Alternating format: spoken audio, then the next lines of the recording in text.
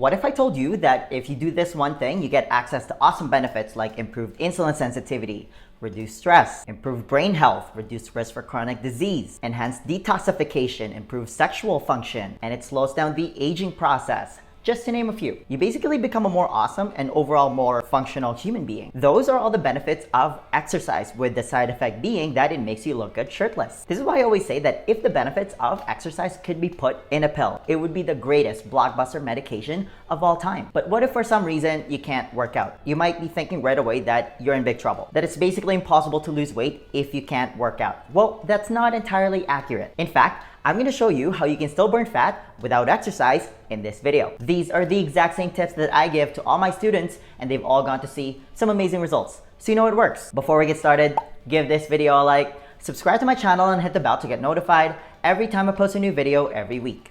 Okay, I just want to get ahead of this in case you're someone who's just looking for a shortcut. Stop it. If you're able to exercise, you should do it because you get access to all the amazing benefits I just mentioned. But if you're lazy and you just don't want to do it, you're looking at this completely the wrong way. And that kind of attitude will only set you up for disappointment. There are no shortcuts to this. But what if you legitimately can't work out? Maybe you're injured and the weather sucks where you are and you can't go to the gym. I mean, it's pretty easy to get around that, but what if for some reason, let's say you can't work out for a couple of weeks? The question is, can you still lose weight? Yes, and I've mentioned this many times in a lot of my videos.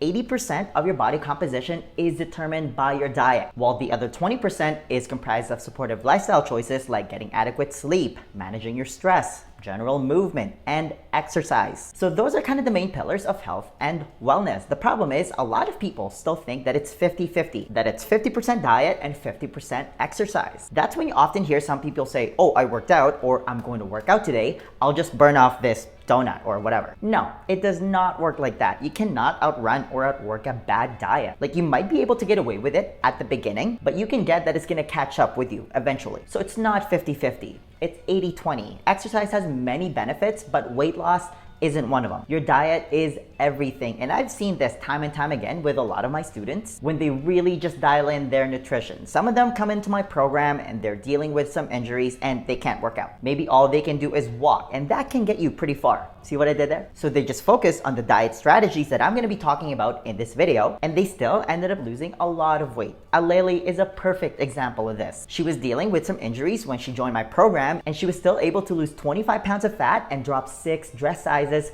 without exercise, as well as Caesar, who managed to lose 5 inches off his waist and lower his blood sugar levels without having to go to the gym. And if you just want a proven plan on how to do this all properly, then definitely check out the link somewhere at the top here. But the main focus, if you want to lose weight without exercise, is really dial in your nutrition and boost your built-in fat burning mechanism by focusing on the other pillars of health. And no, it's not just eat less and move more. I mean, moving more isn't even an option here, and you can't just keep eating less and less. No, it's not that simple.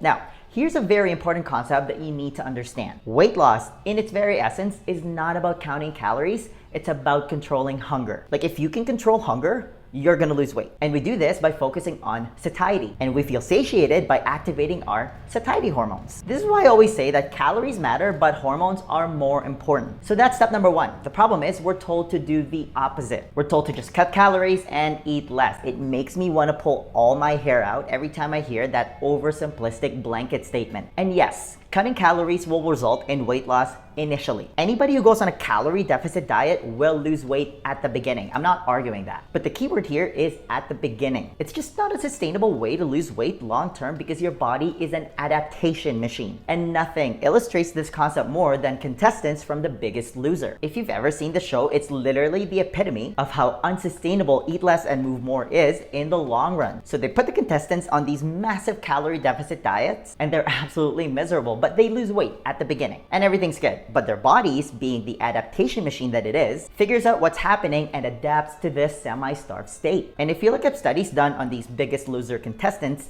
6 years after the show, they're eating less than they did before, but they eventually put back all the weight that they lost. And again, if you've ever seen the show, they're miserable and they all say the same thing. They're hungry, which means they have elevated hunger hormones. And if you have elevated hunger hormones, it almost makes it impossible to lose weight because you constantly have cravings. You're fighting your physiology here, and we've all experienced this before. The more you tell someone they can't have something, the more they want it. That's all they can think about. Like, if I tell you right now to not think about a yellow bus what pops in your head immediately? And the reason why your hunger hormones are elevated and why losing weight is almost impossible when you're just cutting calories is your body adapts to this semi-starved state by slowing down your metabolism or your basal metabolic rate. And this is what happens to the Biggest Loser contestants. Your basal metabolic rate can actually go up or down by 40%. The problem is the zealots of this eat less and move more model just assumes that your metabolism stays stable.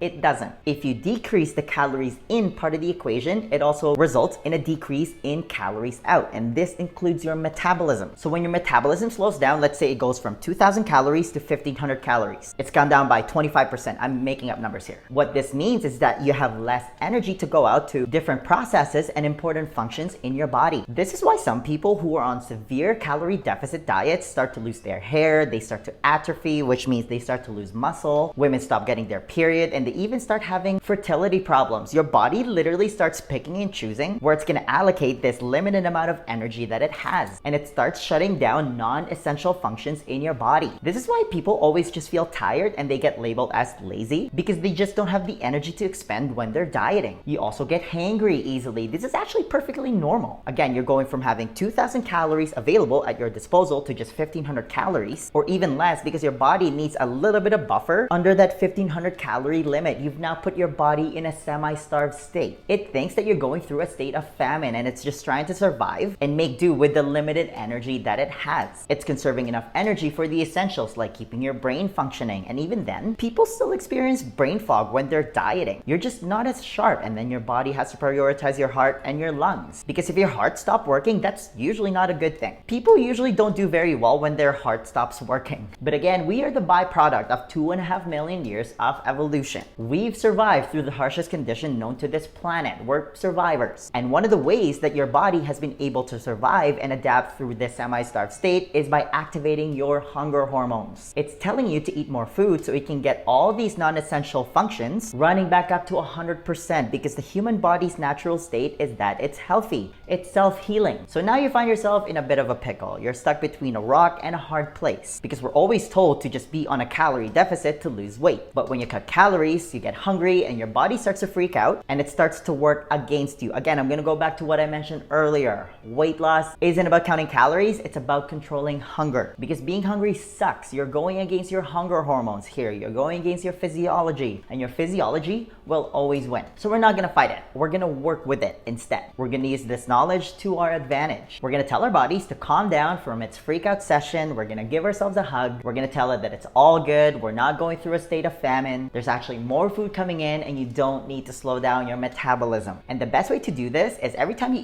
eat to satiety.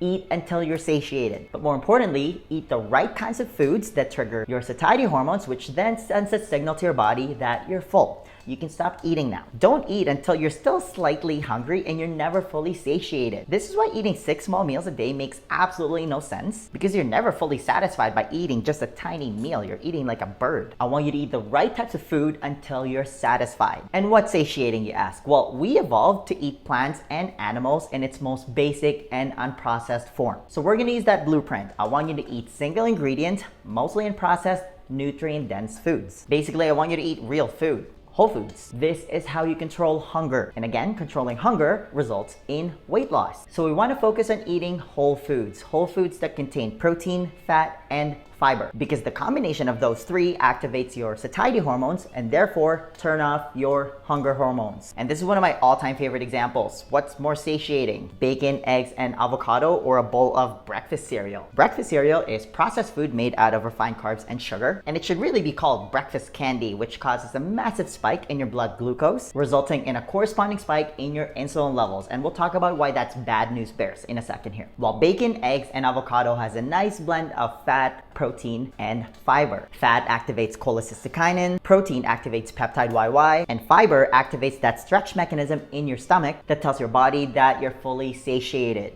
you're well nourished, no need to freak out and slow down your metabolism. And when you're satiated, this eliminates the need for snacking. And as you decrease snacking, this helps moderate your insulin levels. And I try to mention insulin as much as I can in a lot of my videos because insulin is your storing hormone. Some experts refer to it as the master hormone because it's the hormone that controls your body weight. And every time you eat, your insulin goes up. And when your insulin levels are high, your body shifts into fat storing mode and you can't access your body fat and burn it for energy. You just can't. It gets locked away, and insulin is the key. All you really need to remember is that high insulin blocks fat burning, which means the opposite is also true. If you allow your insulin levels to go down to baseline, your fat stores gets released and you can now burn it for energy. This is how you activate your fat burning mechanism. So if we do some simple math, if you eat 6 small meals a day, so you're eating snacks in between that aren't fully satiating, you trigger insulin 6 separate times, which puts your body in fat storage mode all day. This is why grazing on food is the worst. But if you eliminate snacking by eating high satiety meals, then your insulin gets a chance to go back down to baseline and activate your fat burning mechanism. Okay, my next tip to build on this idea is to stop eating fake foods like chips, cookies, crackers, candy, granola bars, and protein bars, which we normally snack on. And this is the opposite of whole foods. Even if they're low in calories, again, your body doesn't even count calories. You have no calorie counter in your stomach. Instead, we're looking for foods that make you satiated. These Franken foods aren't real foods. They're food-like products that's been processed to the nth degree to make it look like food. And the more processing your food goes through, the higher the insulin response, the worse it is for you. And they're just not satiating. And if they do satisfy you, it's not going to make you feel satiated for very long because it doesn't contain protein, fat, or fiber. Like if you look at chips, cookies, crackers, granola bars, it's mostly just made out of refined carbs and sugar, which is extremely insulinogenic, which means that it triggers a huge insulin spike with nothing to slow down the absorption because it doesn't contain protein, fat, or fiber. And even if it does contain fiber, it's such a minimal amount. And because most of these foods are made out of refined carbs and sugar, it's also going to spike your blood sugar levels, which then results in a subsequent sugar crash and make it so that you're always craving more of those foods. It's a vicious cycle. This is why a lot of people say, oh, I just need to eat breakfast first thing in the morning, otherwise I'll get hangry. It's because they've trained their bodies to become sugar burners. What about protein bars? Yes, it does contain protein, fat, and even some fiber. But again, you're still eating something that's been ultra processed. You're basically eating a glorified Snickers bar with some protein added to it. If protein is all you're after, you can get it from better sources like eggs. And it's cheaper. Eggs are one of the most nutritious foods on the planet. Last tip. Once you delete your snacks because you're fully satiated from your meals, you become what's called metabolically flexible. Your body is easily able to tap into your fat stores and burn it for energy in between meals. And now you can take things to the next level and start doing intermittent fasting, where you shorten your eating window and you basically just eat 2 meals a day or even 1 meal a day. You're basically just giving your body more time to burn your body fat for energy. And I talk about intermittent fasting in further detail in a lot of my other videos. It's basically a health tool with the side effect of weight loss, and it's one of the best ways to tap into your built-in fat burning mechanisms. This is how you become a fat burning machine, especially if you can't work out at all. This is your secret weapon. At the end of the day, just remember that exercise has many benefits, but weight loss isn't one of them. If you're able to do it, you should, because you get access to all the benefits I just mentioned earlier. But if for some reason you can't work out, it's not the end of the world. You can still lose weight as long as you follow all of the tips I mentioned in this video. The next question then becomes, how are you actually supposed to eat if you want to lose weight? Because here's the thing, 80% of your body composition is determined by your diet. You can't just freestyle this part. Do you have a proven plan that you can follow? To help you with that, I want to give you a free copy of my Lean Body Blueprint. This is how I melted all the fat around my stomach without depriving myself of my favorite foods or wasting hours at the gym.